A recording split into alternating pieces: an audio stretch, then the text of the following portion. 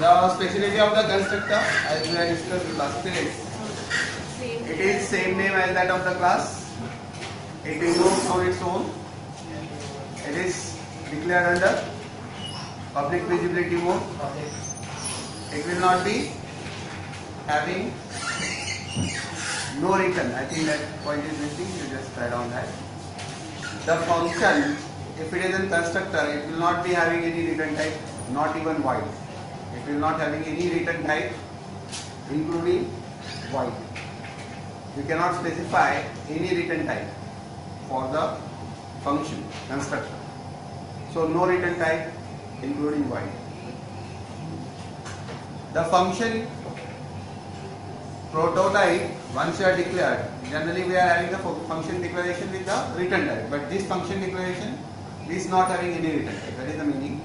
It will not return any value because it is a constructor actually used for initialization. The another point, it is overloaded. We added that constructors are overloaded.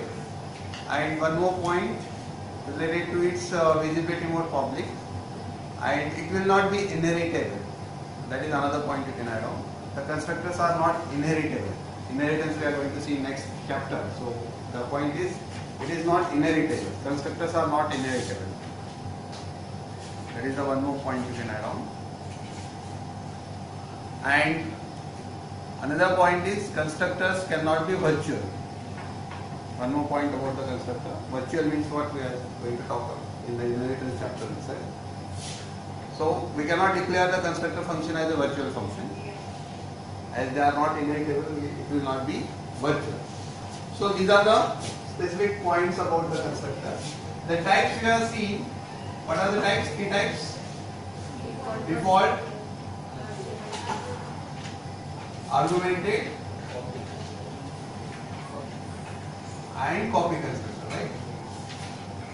So default constructor, if you are not passing any argument like a sample, yes, this is a default constructor.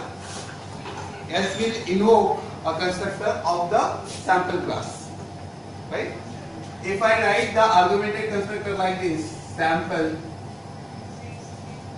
or S of suppose 5, 10 or 5 ABC, something like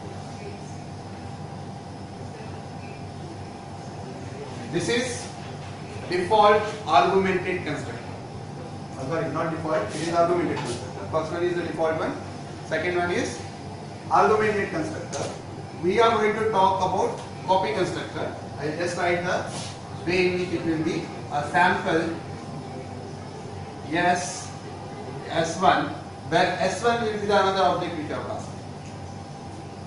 So this is the copy constructor where the argument is object.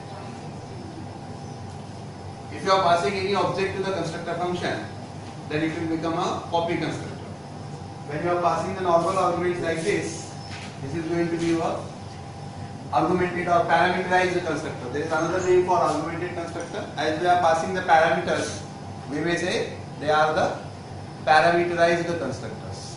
Arguments are nothing but parameters. So parameterized constructor is another word which can use it with the argumented constructor. Sometimes the argumented constructor will be having a default value also. For example, if I declare a sample function, sample, suppose I am saying int x cap ch. This is an argumented constructor, right? Now, in case if I write the same one like this,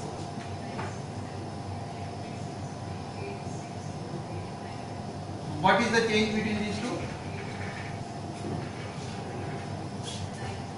What is the change in these two declarations?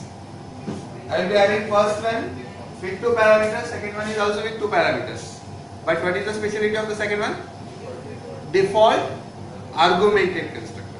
So the argumented constructor can be further subdivided into default argumented constructor. There is a specific default constructor. What is the meaning of default constructor? One which is not taking any argument is a default constructor.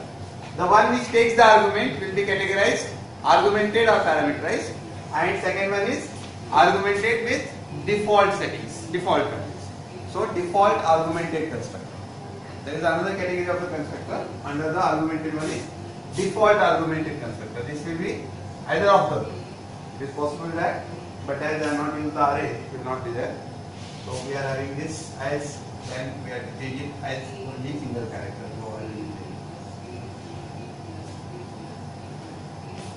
Okay. So what are the three types we are going to talk about? One is this. This already we have seen one example I have given last time. So just exploring the additional part of the argumented constructor is we may set the default values. Okay. Now, if I write a code like this, I suppose write a mail and I say sample S1, sample S2 equal to sample or some values like PP, sample S3 equal to S1 or sample S4 as 4, Q. Now see, all these declarations, are they differing from each other? In all cases the constructor is called. In every statement the constructor is being called. Now here, is anything called like a function? We are not called any function. What type of call it is? It is default call. So by default, whenever we create an object, what will happen? The constructor is called. Now which constructor will be called in this case? Are you passing any argument to it? So it is not passed. So which type of constructor will be called in this case? Is the default constructor. What about the second declaration? Sample S2 is equal to sample PP. Now which is the object and which is the function called? Which is the function? Sample. The sample is being called and assigned to S2. Now is it possible to make the call like this? Do we return a value from the function as per the characteristics of the constructor? Just now I stated the constructor will never have a return type. The constructor will not have any return type, not even void. But as per this statement, what is expected here? What is the return type of this function? What is the return type of this function? If I write the complex C1 is equal to add C1 C2, what is that? C1 will be complex. If suppose you, as you have worked on that, I will be writing this add C1 C2. So what should be? If I say C3, what is supposed to be C3? Complex, right? It is a object of complex class. What about return value of this add function? What it is returning? It is returning a complex number or it is returning a complex type of data. Now what is being written by the sample? To whom I am assigning the return value? S2. S2 is of what kind? Sample kind. So it is returning me the value of the object which is being created with these two arguments. Right? And these two values will be the new values for S2. Right? So this is also a call of the constructor. This is a valid call, being we are saying it is not having any return type. When you are writing the prototype of this function, what will be the prototype of this sample function? If I write the prototype of this, just I will declare a class for you. If my class is sample,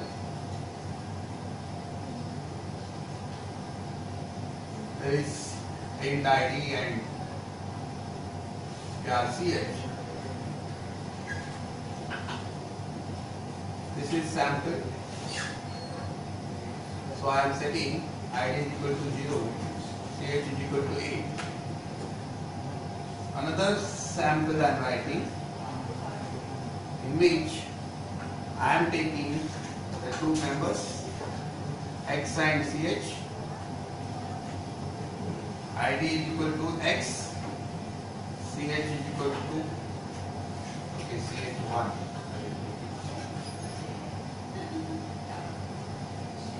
ch1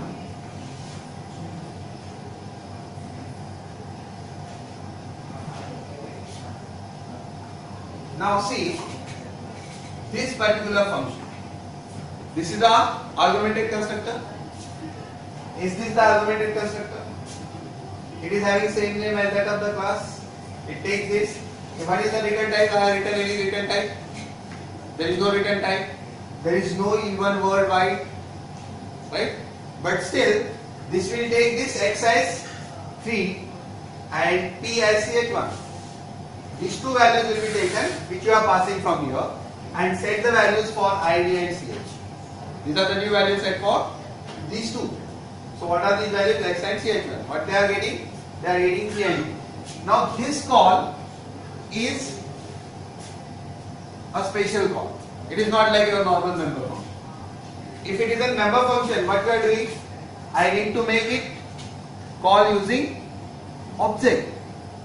Is there any object I am using for this call? I am straight away saying sample without linking it to any object. Being it as a member function. Is it a member function of the same class? It is under the public. So what is the speciality of this particular type of function is that it is of same name as that of the class. So being they are at the same name as that of the class, they will never be necessarily called. It can be called. There is no need of saying that it will not be called with the object. It will be called, it will behave like a normal member function. But at the same time, it is having its own speciality that it will be invoked, it will be called without the object. But only and only if it is an explicit call.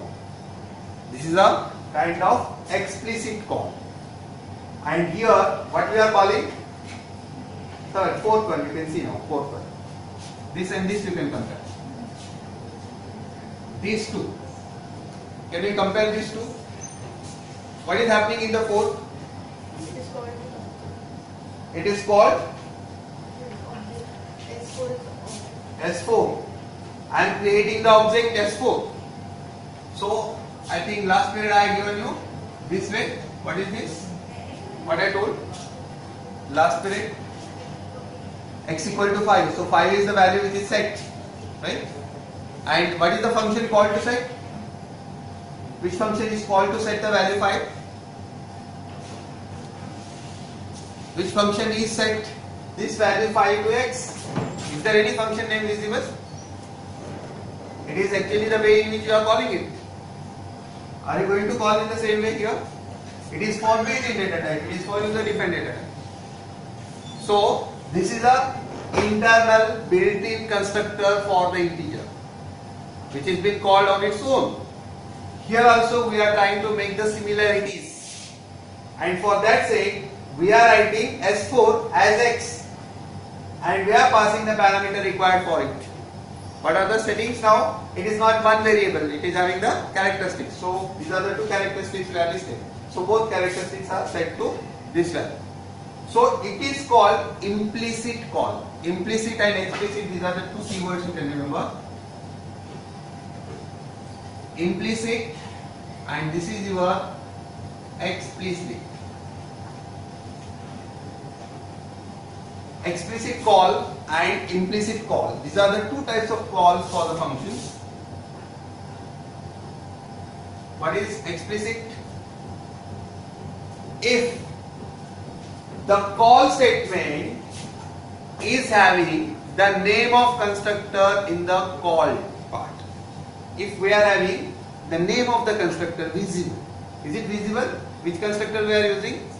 Sample. So if the name of the constructor is visible in the statement, it will become explicit call. And if that name is missing, by default if it takes, then it will become implicit call. Right?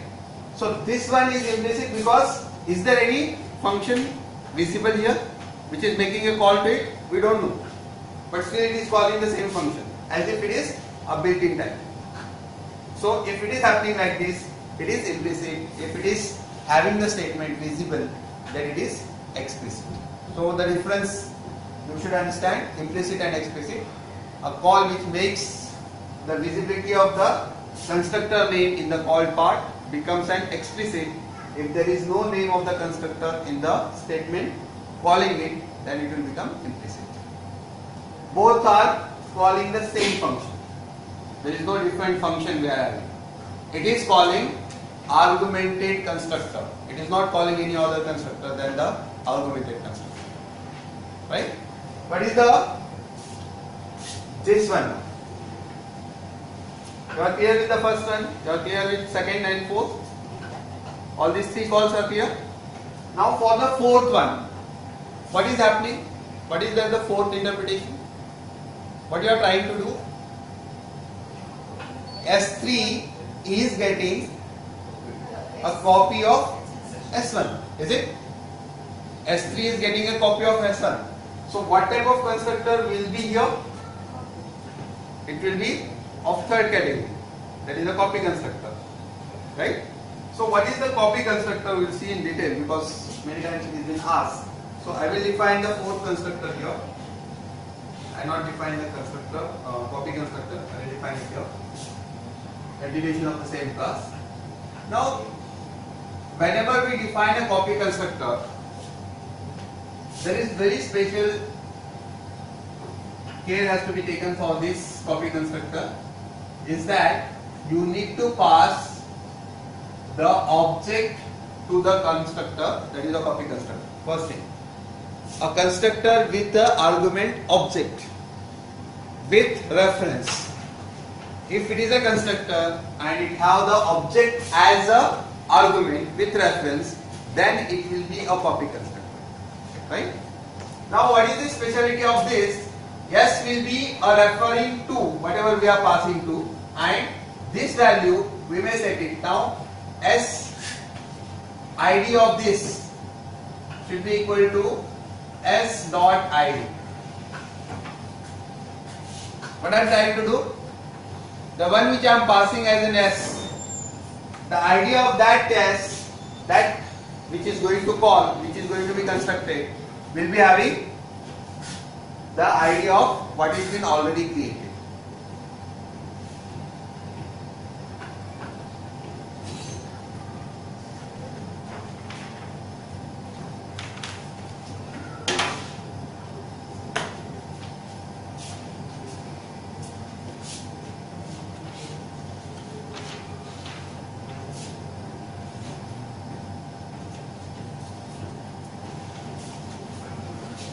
Okay.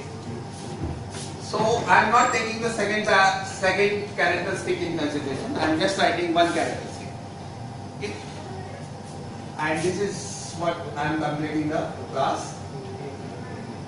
Or we may have one show function you can add it so that we can show all this.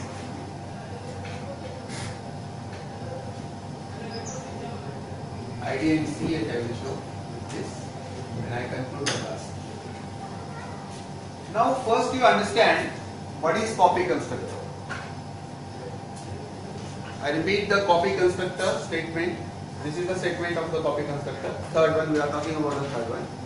So copy constructor is a constructor which takes the object as an argument with reference. This is the first speciality of the copy constructor. If the constructor is there but it takes the object with reference, is the copy constructor. Any other functions which takes the object as an argument will not be a copy constructor. If it is going to be a constructor and if it takes the object with reference, then it will become a copy constructor. What it is doing is it is copying one object into other member wise. It is going to copy a object. S1 is getting copied into S3 object. S1 is already being created here. Whatever the value of S1 is there, that S1 value is copied into S3. So it means S3 has to be created. S3 is created with the new value as a copy of S1. So it is termed as copy constructor. It copies the entire object and create a new object. So at the time of declaration, we have to use the initialization. let us see what is happening here. Now, when I say now S3 dot show, what will happen in this case? What is the output you can expect from this statement? S3 dot show. Can you find out the output of S3 dot show? Show function is written here, so it is a part of the class.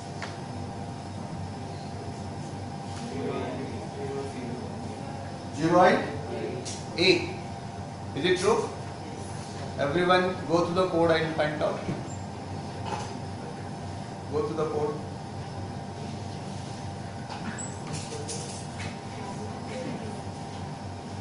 What I told copy constructor is copying object S1 into S3, right? So while doing so, which particular code is executed? Sample and S. Sample and S. What I have written under that? ID is equal to S of ID. What about the CH? CH. Is it take the CH value as age value? No, we don't know. Right? So it will be taking the junk value because we are not set any value of that. Now what is happening here? S1 is getting copied into. Now instead of this, if I do so, I say 200. Now what will be the value of S3 shown? ID will be 200, right? So it is not S1's ID. Is it S1's ID? Is it S1's ID? No. What we have written? S1 should be copied. So S1 should be copied, but what you have written the code accordingly it will work. What we have written accordingly it will work. There is another one. I will write one more statement. S4. Right, S4. S4 is already. Okay. S4 is equal to S1, and I say S4 dot show. Now what is going to happen here? These two statements. Now S4 is already created. S4 is existing. Being assigned to S1 is being assigned to S4. So S1 is getting copied into S4. So what is the value of S4 dot show? ID will be 200.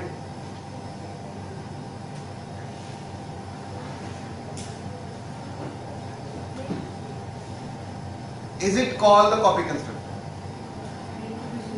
ID will be 0. Why?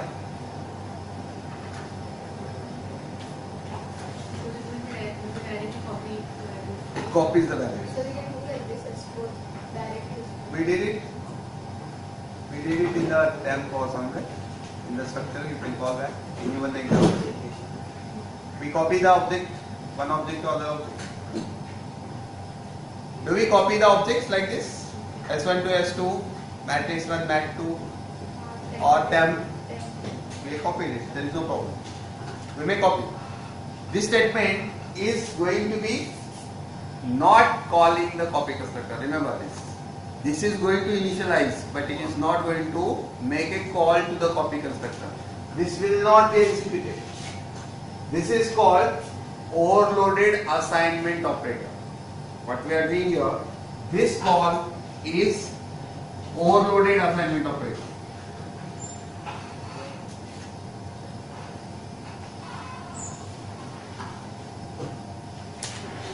What is the meaning? It will copy member by member. Whatever is there in S1 gets copied into S4. You don't have any restriction to filter any of the members. So it is not going to execute this code. What it will do? Whatever is there in S1 gets copied into S4. Right? So it will not be filtering any of the things. So it is not going to call the copy constructor. Then when the copy constructor is called, where are the situations where the copy constructor is called? I have given you one situation, it is going to be called like this. It will not call when it is going to be like this. Right? So there are three situations you can remember about the call of the copy constructor. One is, So the difference is because of Not writing sample. Yeah? मतलब Yes, you are right. If I would have written here sample, then it is a copy constructor before it, because I have written it in the cell. So when the copy constructor is called, you just note down those.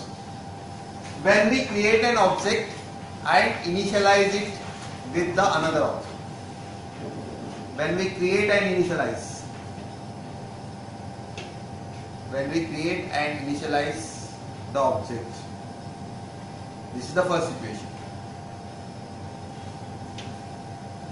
Second situation, whenever object is being passed as an argument to the function. Whenever object is being passed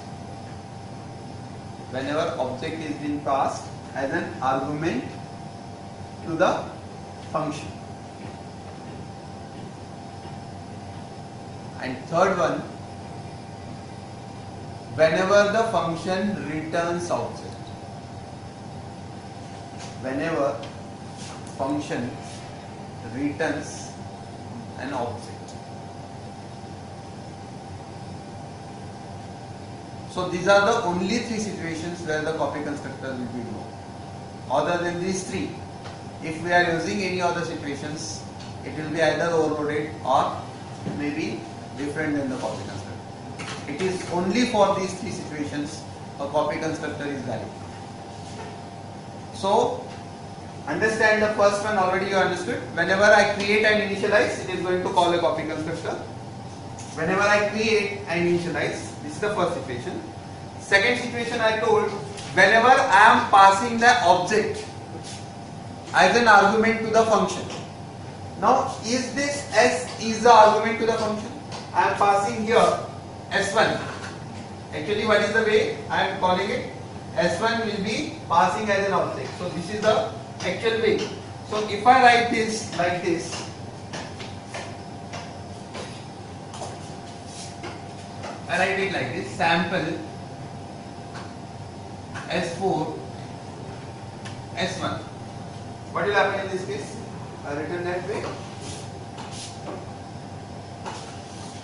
What is happening in this case? It is also calling the constructor, copy constructor. When I am passing the object to the function, which function it is? Sample function. Is it any other different function? It is an implicit call, but the argument is your object. So when I make the call to the constructor, that to copy constructor, if and if only I pass the object as a parameter to the constructor. So if there is no object, it will not be a copy constructor. Then, if I say there is one function S4 dot add fun S2. If I am going to do like this, what is S2 now?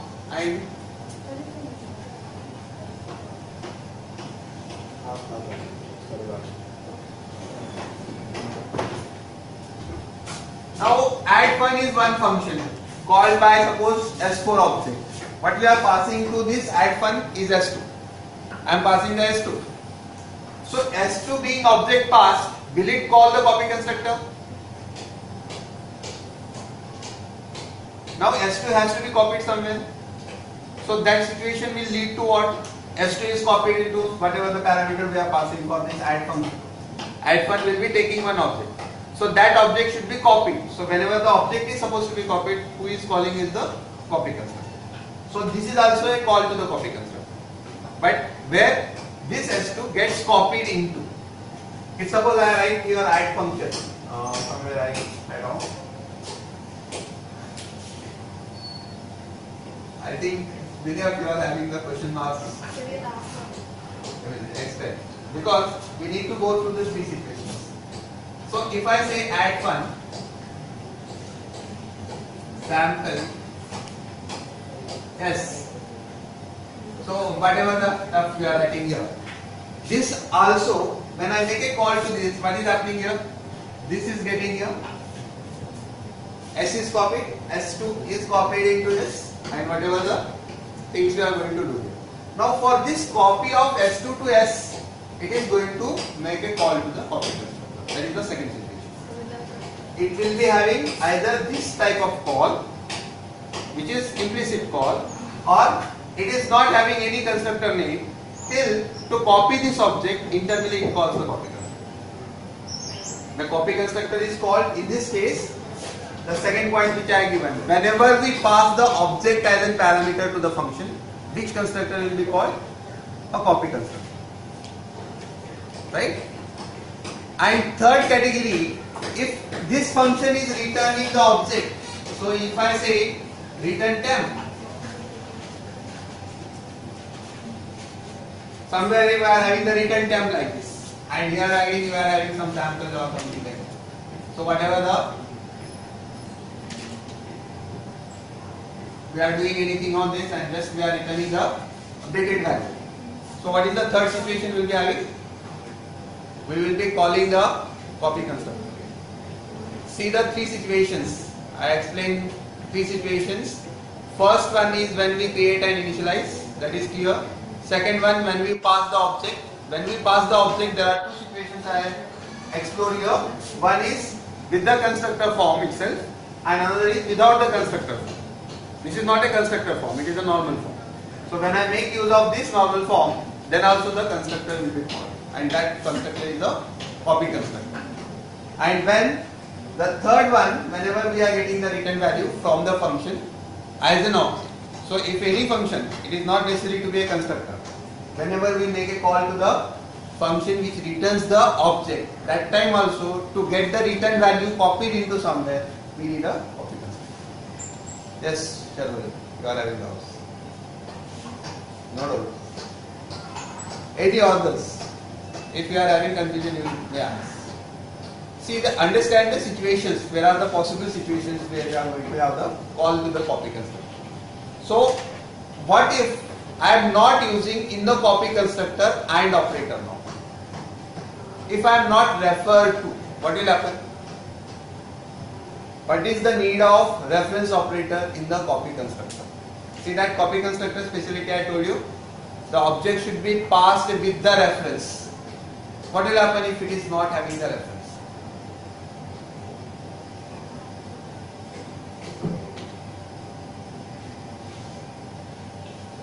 What will happen if I don't have the reference?